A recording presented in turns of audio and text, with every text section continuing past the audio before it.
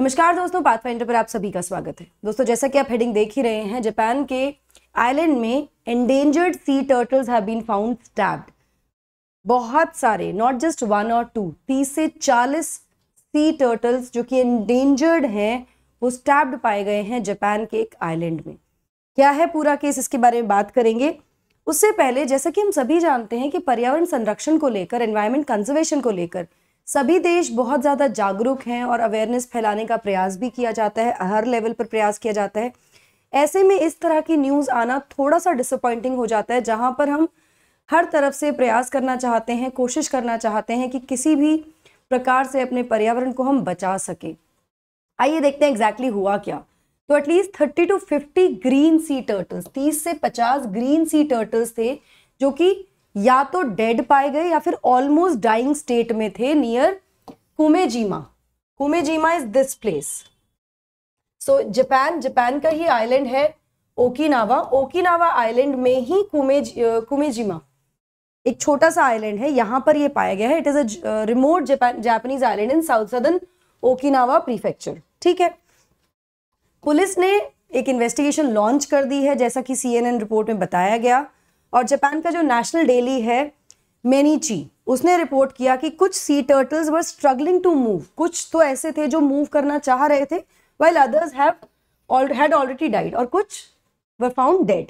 The turtles had stab wounds on their necks, मतलब उनकी गर्दन पर स्टैब वुंड्स थे, supposedly caused by a blade, किसी ब्लेड के द्वारा उन पर यह वार किया गया होगा। इसी के बारे में पूरा विस्तार से आज हम बात करने वाले हैं। Will be talking about the green sea turtles, will be talking about उनकी इंपॉर्टेंस क्या होती है, सी टर्टल की इंपॉर्टेंस क्या होती है हमारे पर्यावरण के लिए, साथ में भारत में इसको लेकर क्या प्रावधान है, इन सभी चीजों के बारे में बात करेंगे। बिफोर मूविंग फॉरवर्ड, ये मेरा छोटा सा इंट्रोडक्शन है। यहाँ पर आप मुझे टेलीग्राम चैनल पर फॉलो कर सकते हैं पाथफाइंडर के, जहां पर आपको मेरी क्लास की डिटेल्स और अपडेट्स मिल जाएंगी। आप मुझे अनअकैडमी ऐप पर भी फॉलो कर सकते हैं दोस्तों, मेरी सभी स्पेशल और प्लस कोर्सेज के लिए। एनरोल करने के लिए आपको सिर्फ मेरा कोड यूज करना है NDLive10। 20% ऑफ चल रहा है जो कि 22 जुलाई तक वैलिड है। अभी जाइए, एनरोल कीजिए। The code that you have to use is NDLive10। Now why NDLive10? Because अगर आप मेरा कोड यूज करते हैं तो I will be there to help you in your preparation through and through, number 1। और जो तैयारी होगी वो हम एक स्ट्रक्चर तरीके से टारगेट बेस्ड तैयारी रखेंगे, जिसमें मैं टारगेट दूंगी आपको, जिसमें हम तैयारी को अपना बहुत बेहतर कर सकते हैं। नाउ देखते हैं कौन रिस्पॉन्सिबल है। सबसे पहले जानते हैं कि किसकी जिम्मेदारी है, किसकी वजह से ऐसा हुआ।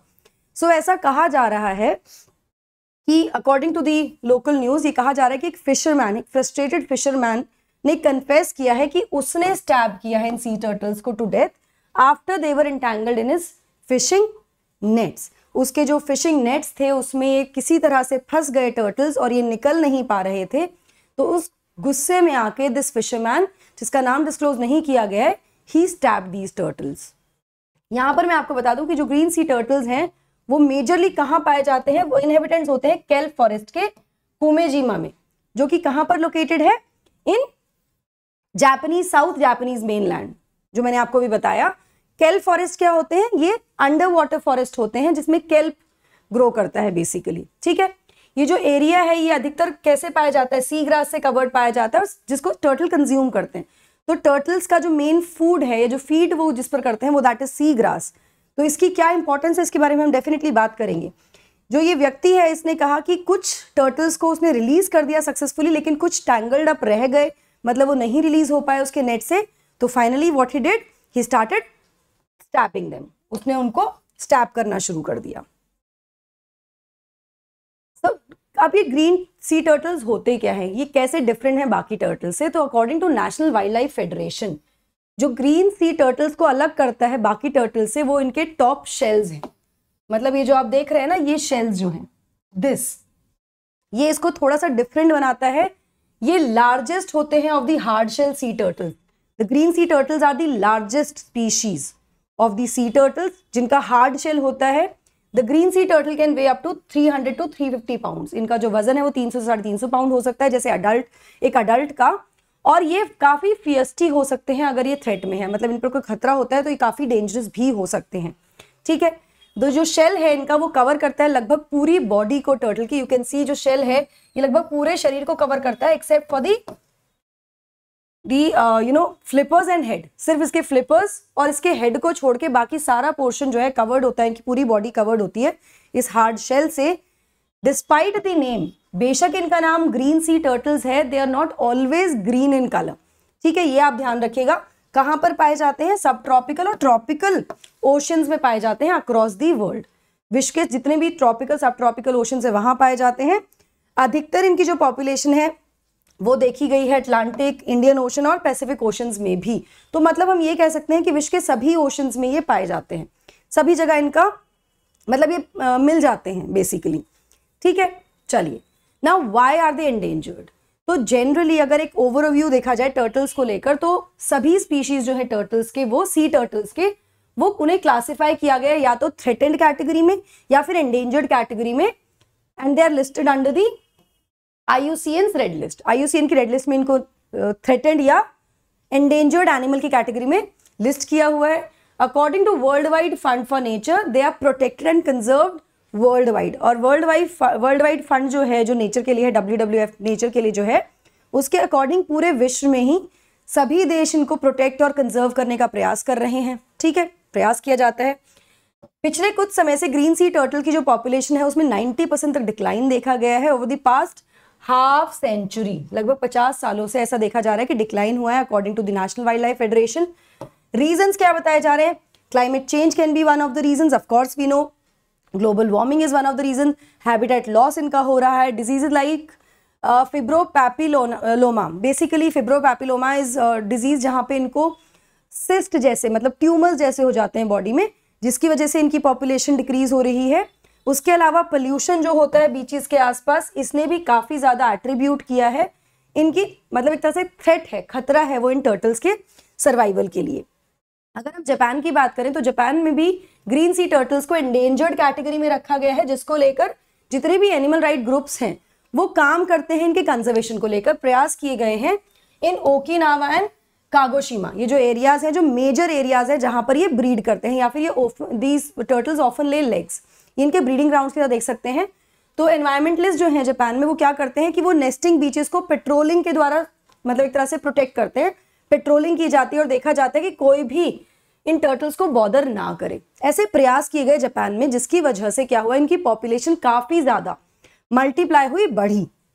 ठीक है, ऐसा कहा जा रहा है कि शायद ये एक रीजन हो सकता है कि इतनी बड़ी क्वांटिटी में टर्टल्स आए और वो फिशरमैन के नेट में फंसे, जिसकी वजह से हो सकता है this man killed them, this fisherman. ऐसा अजम्पशन हो सकता है कि शायद क्योंकि इनको कंजर्व किया जा रहा है, प्रोटेक्ट किया जा रहा है, तो इनकी जो population that would have multiplied, और ये काफी ज्यादा संख्या में होंगे उस एरिया में।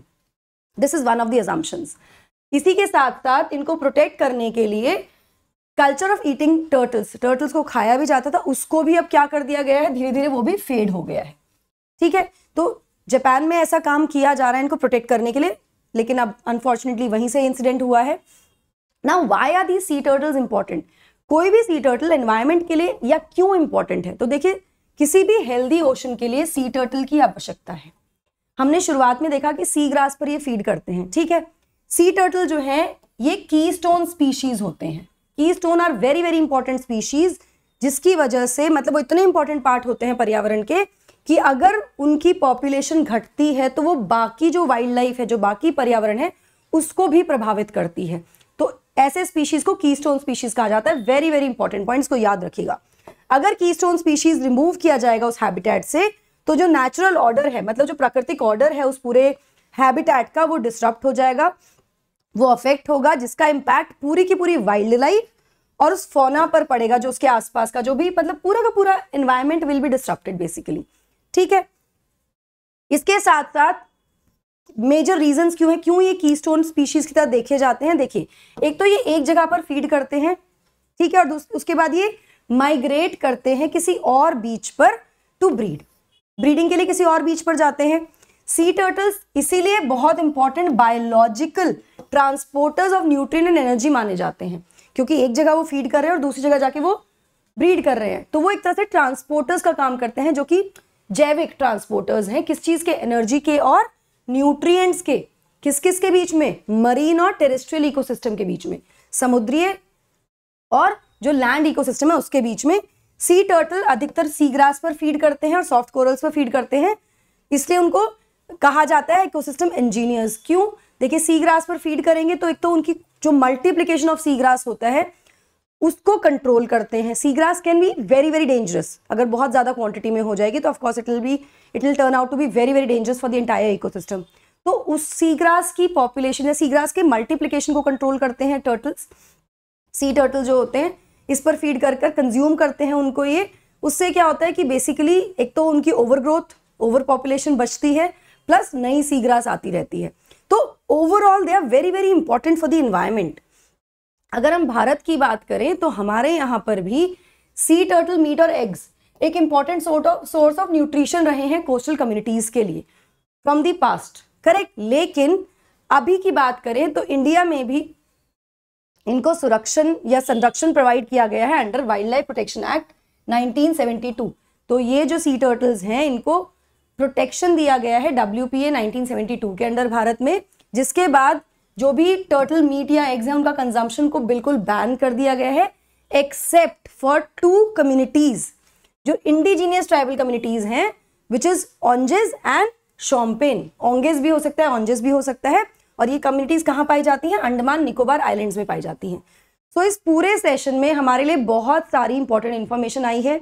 We got to know about the tribal communities जो कंज्यूम करती हैं सी टर्टल्स को इंडिया में इनका प्रोटेक्शन स्टेटस क्या है, कंजर्वेशन स्टेटस क्या है, IUCN रेड लिस्ट में इनका स्टेटस क्या है, साथ में जापान के आइलैंड्स के बारे में ज्योग्राफिकली आपको पता होना चाहिए, पर्यावरण के लिए कितने महत्वपूर्ण है सी टर्टल्स ये हमें पता होना चाहिए। तो ये ओवरऑल होलिस्टिकली काफी मतलब आपके ज्योग्राफी, एनवायरमेंट इकोलॉजी दोनों ही टॉपिक्स को कवर करने वाला टॉपिक है। This is very very important. PDF आपको इसके मिल जाएंगे पाथफाइंडर चैनल पर। चलिए, before we wind up, CSE assure जहां पर 2 साल के सब्सक्रिप्शन पर आपको मिल रहा है 1 साल का एक्सटेंशन अनअकैडमी की तरफ से। NDLive10 is the code that you have to use.